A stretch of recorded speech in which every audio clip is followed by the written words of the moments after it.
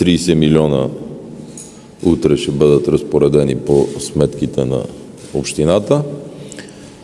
Преди няколко дена 3 милиона и 200 и кусор отпуснахме по същата тема, така че кмета ще може.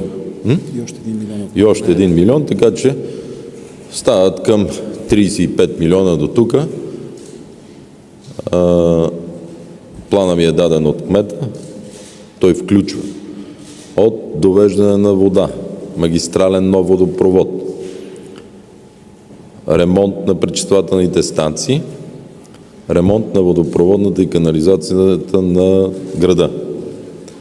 Причакаха кмета тук, за да търсят отговор на въпроса до кога ще търпят живот без вода. Според общината, питейна вода в Плевен има по 6 часа на денонощието, но хората тук не мислят така. Те споделят, че имат само по 3 часа вода, която е абсолютно негодна за пиене.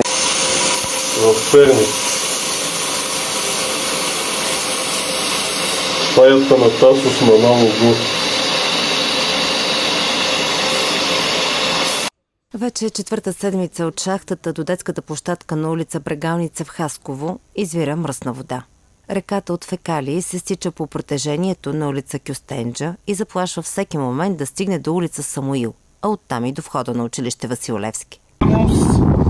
Нещо, което вече 30 години гледаме в нашата страна.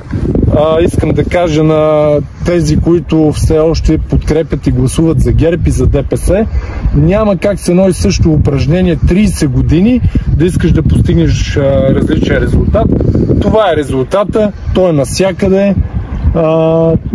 Много скоро ще го усетите и още повече ще го надушите. Ще се къпем в неделя, ще си честитим с честита баня. И за малко да забравя, един бивш кмет, който слава Богу, че вече е бивш, унищожи минералната баня на града.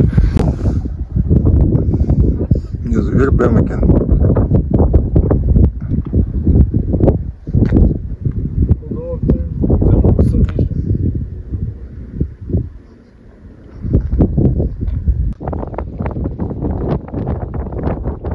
Ще пускам кратък клип, просто да видите разликата каква е. Ние бяхме ето там преди малко горе. Сега тук се опитваме да ви покажем. Това ни очаква, ако продължите да избирате същите хора, тяхните представители на местно ниво, така легитимирате властта на вожда.